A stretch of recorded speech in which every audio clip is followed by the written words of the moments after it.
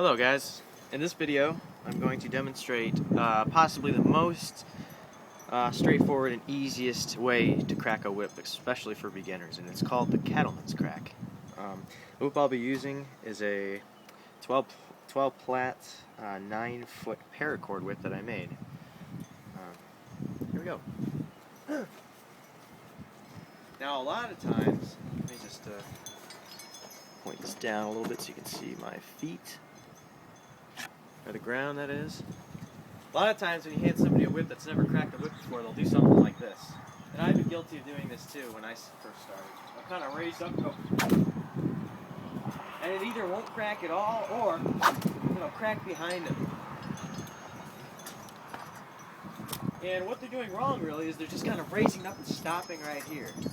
For the Cattleman's crack, you want to have the whip go all the way behind you.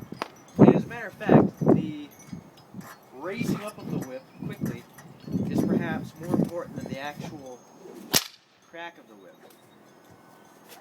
So here's what the Cattleman's crack looks like.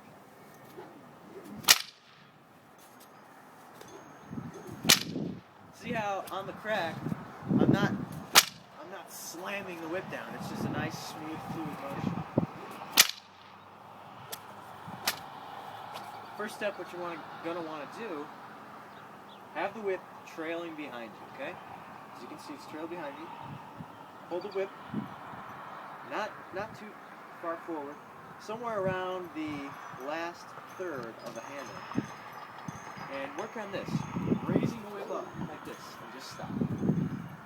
Once again, have the whip behind you, raising it up, and make sure that when you raise the whip up, it's a nice, strong motion and the whip stays fully extended. You don't want your whip to be buckling and folding as it's going up. That means you're not putting enough force into swinging the whip up. The last part of this whip crack, Cattleman's crack, is on a longer 8 to 12 foot whip. Once the fall and cracker reach the ground and touch the ground, that is when you swing your arm forward, and a lot of it's in the wrist, kind of like you're driving in a nail with a hammer. So here's what that looks like. As soon as it reaches, sorry, I'm trying to look what's going on here. So it cracked really nicely, but you're going to swing it up as soon as the fall. On shorter whips, as soon as the fall and the cracker are about a foot to a foot and a half away from the ground, you're going to throw your wrist forward, like that. So here we go. Here's 3 more cracks. Waiting till it touches the ground and going forward.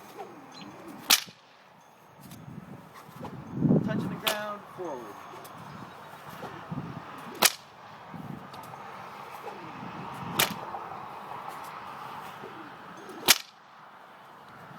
And that has been the Cattleman's crack.